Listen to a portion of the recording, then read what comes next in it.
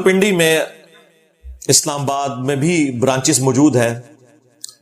Sweet homes کے نام سے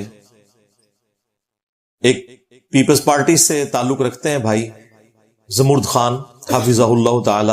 بہت اچھا کام کر رہے ہیں, آج سے نہیں کر رہے, کئی ڈیکیز سے.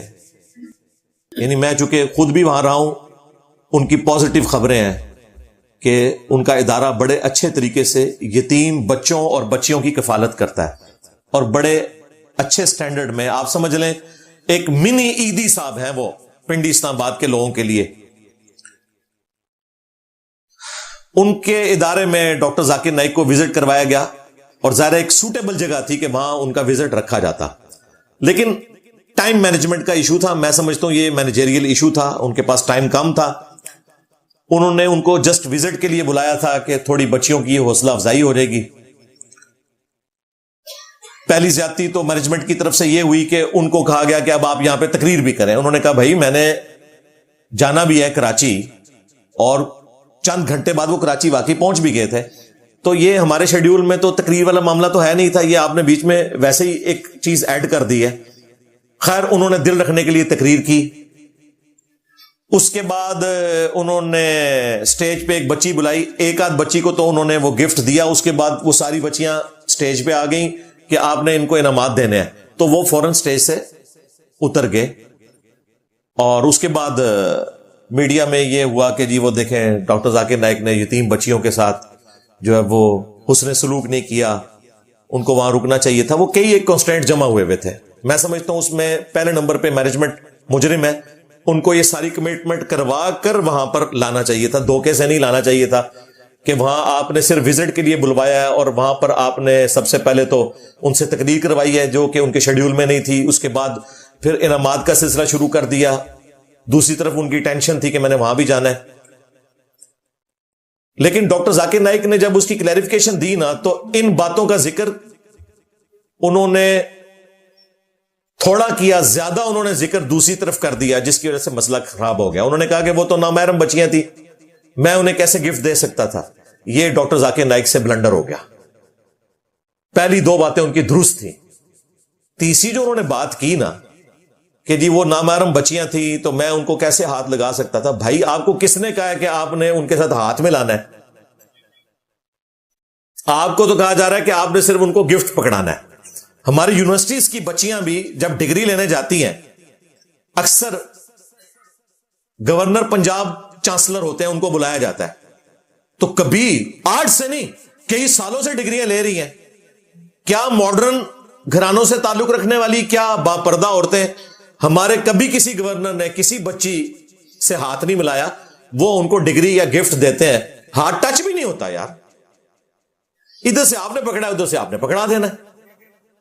تو اس میں کون سا ایسا مسئلہ تھا؟ وہ پھر دوسری طرف اسے ایک مذہبی ٹچ دینا شروع ہو گئے, اور یہ وہ بندہ ٹچ دے رہا ہے. یہ ٹچ اگر میں دوں نا تو سمجھ بھی آتی ہے. میں نے اپنی زندگی سے 3 چیزیں نکال دی ہیں شروع سے. نمبر 1 دولت, نمبر 2 عورت, نمبر 3 شہرت. کوئی چندہ بک نہیں. آپ دیکھ رہے ہیں ڈاکٹر ذاکر نائک کا چندہ, وہ کہہ رہے ہیں میں نے 90 کروڑ کے 10 کیمرے منگوائے ہیں, 9 کروڑ کا ایک کیمرہ, پتہ نہیں وہ کیڑا کیمرہ ہے. اور وہ اپنی جیب سے نہیں منگوائے, چندوں سے منگوائے ہیں. ہاں یہ ذہن میں رکھیے گا. اللہ نہ کرے ہماری زندگی میں ایسا کوئی دن آئے کہ ہم 90 کروڑ روپیہ لوگوں کے چندے کا کیمرے کے لیے صرف کرتے ہیں. ہمارا یہ ایک ہی کیمرہ ہے 1.5 لاکھ روپے کا آیا تھا, وہ اللہ کا شکر ہے چل رہا ہے, 2017 سے چل رہا ہے. کیمروں سے تو ویورشپ نہیں نہ آتی, کوئی کنٹینٹ آپ کو بتانا پڑے گا, پھر آپ کی ویورشپ آئے گی. اچھا اتنے بڑے لیول کے اوپر دولت انوالو ہے. ہم نے کوئی ایسی چندہ بک کوئی سلسلہ رکھا ہی نہیں, اپنی جیب سے کھلاتے ہیں. سینکڑوں لوگ آتے ہیں ہر ویک, سب کو اپنی جیب سے کھلاتے ہیں, اللہ کا شکر ہے. عورت والا معاملہ نہیں رکھا. میں کبھی کسی پبلک گیدرنگ میں نہیں جاتا, عورتوں کے ساتھ کوئی انٹریکشن نہیں کرتا. یہ میں جائز ناجائز کی بات نہیں کر رہا, وہ الگ سے ایک چیز ہے. میں اپنے لیے بات کر رہا ہوں. تیسری چیز شہرت. کسی میں گیدرنگ میں یا انٹرنیشنل کسی ٹور پہ لوگوں کے پیسوں کے اوپر جانے کے لیے تیار نہیں ہوں. جس نے دیکھنا ہے وہ ویڈیوز میں دیکھے, اللہ کا شکر ہے دعوت پہنچ رہی ہے. گلی گلی پہنچ رہی ہے, گھر گھر پہنچ گئی ہے الحمدللہ. لیکن جب یہ چیز انوالو ہوتی ہے تو اس کے ساتھ پھر فتنے جڑے میں. ڈاکٹر ذاکر نائک کو یہ زیب ہی نہیں دیتا تھا کہ وہ یہ بہانہ لگاتے کہ جی وہ نامحرم بچیاں تھی. بھئی ڈاکٹر ذاکر نائک کے تو انٹرویو نامحرم عورتوں کے ساتھ رکھے ہوئے, اگرچہ نظریں جھکا گئی ہیں, سامنے تو عورت ہی بیٹھی ہوئی ہے نا. پھر کئی عورتوں کے ساتھ ان کی تصویریں ہیں, جس جہاز میں وہ بیٹھتے ہیں ایئر ہوسٹس پاس آ جاتی ہیں اور ساتھ ان کی تصویریں بنواتی ہیں. دیکھ لی ہیں نا آپ لوگوں نے تصویریں انہوں نے لگا دی ہیں, اس لیے کہ وہ کسی پوسٹ کے اوپر ہیں اور یہ یتیم بچیاں تھیں. یہ رزلٹ جو نکالا ہے نا مخالفین نے, بالکل ٹھیک نکالا ہے کہ جی امیر زادوں کی عورتیں آ جائیں, ٹی وی اینکر عورتیں آ جائیں, ان کے ساتھ تو آپ انٹرویو بھی کریں گے نظریں جھکا کے, وہاں آپ کو یہ خدشہ نہیں آئے گا کہ نامحرم عورت کے ساتھ میں بیٹھا ہوا ہوں. اور آپ کو کوئی ہاتھ ملانے کے لیے تو نہیں کہہ رہا. پاکستان میں اللہ کا شکر ہے ہزاروں بچیاں میڈیکل کی تعلیم کی ڈگری لیتی ہیں, یونیورسٹیز کی ڈگری لیتی ہیں, کبھی کسی چانسلر نے ان کو ہاتھ نہیں لگایا, ڈائریکٹ ان کے ہاتھ میں ڈگری پکڑاتے ہیں. تو بہانہ ہی آپ کا بالکل غلط تھا, آپ کو زیب ہی نہیں دیتا یہ بات کرنا. ہاں وہ بات آپ کی درست تھی کہ ٹائم کمٹمنٹ والی بات, اگر وہیں تک آپ رہتے نا تو میں آج آپ کے حق میں کھڑا ہوتا کہ یہ مینجمنٹ کی کمزوری ہے. لیکن یہ جو اینڈ پہ آپ نے ایک نیک نامی کمائی ہے نا یہ بات کر کے کہ جی وہ نامحرم بچیاں تھی, تو بھائی وہ ساری نامحرم تھی جن کے ساتھ تمہاری تصویریں بھی ہیں اور تمہارے انٹرویو بھی ہیں اور پاکستان میں بھی تم نے دی ہیں. پہلے دن جو وہ بیٹھے ہوئے تھے تو ساتھ کون بیٹھی ہوئی تھی؟ نہ بیٹھتے نا, تو یہ بات ہی غلط ہے. میرا خیال ہے وہ زیادہ حقدار تھیں یتیم بچیاں. سورۃ النساء کے جو چند مرکزی ٹاپکس ہیں نا ان میں سے ایک یہ ہے کہ یتیم بچیوں کے ساتھ حسن سلوک کرنا ہے. اور اللہ تعالیٰ نے یہاں تک کہا کہ جس کی پرورش میں یتیم بچیاں ہیں نا وہ ان سے شادی بھی نہ کرے, اس کو ڈسکریج کیا. جواز موجود ہے حق مہر دے کے, لیکن اللہ تعالیٰ نے کہا ڈسکریج کرو, تم ان کے ولی بن کے ان کی شادی دوسری جگہ کرو تاکہ ان کے ساتھ کوئی ظلم کرے تو وہ پیچھے تمہارے پاس واپس آ سکے. تم ولی بنو, سرپرست بنو.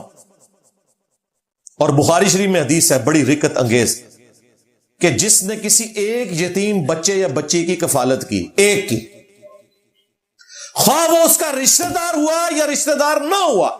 کوئی کہہ سکتا تھا کہ جی یہ فضیلت اس لیے ہے کہ صلہ رحمی کا, رحمی رشتوں کے ساتھ اس نے سلوک کا حکم ہے.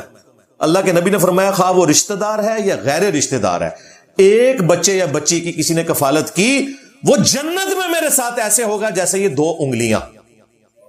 قیامت کے دن نہیں سرکار, جنت میں, نبی کا پڑوس. اور بخاری کے الفاظ ہیں نبی علیہ السلام نے شہادت کی انگلی اور درمیان والی انگلی جوڑی اور کہا جنت میں میرے ساتھ ایسے ہوں گے. تو یہ جن دنیا دار خاتون اینکرز کے ساتھ آپ بیٹھے ہوئے ہیں, وہ بھی بیٹھے, ضرور بیٹھے, ان سے زیادہ یہ بچیاں حقدار تھیں. اور وہ ایئر ہوسٹس جو آپ کو پروٹوکول دے کے جہاز میں بٹھاتی ہیں, جن کے ساتھ آپ تصویریں کھنچوا کے اور وہ میڈیا پہ اویلیبل ہے, ان سے زیادہ یہ یتیم بچیاں حقدار تھیں.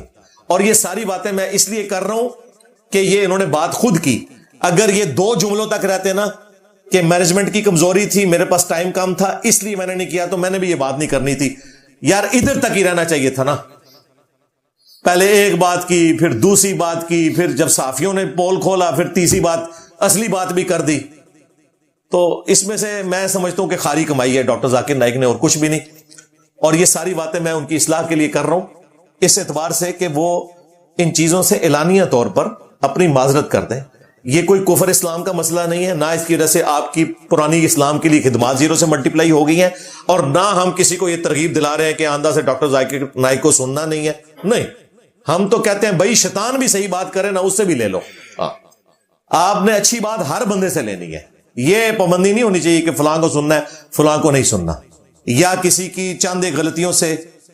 ہاں اگر وہ کفر کے لیول کی غلطیاں ہیں, یعنی کہ چشتی رسول اللہ, تھانوی رسول اللہ, وہ بات الگ. ہم تو یار ان کے والے بھی کوٹ کرتے ہیں, اعلی حضرت کے والے میں نے کوٹ کیے ہوئے یار, اشرف تھانوی کے والے کوٹ کیے ہوئے. ہم تو اتنے پازیٹیو ہیں, ہم کہتے ہیں بہرحال جو کوئی بھی ہے شیطان سے تو کم ہے نا.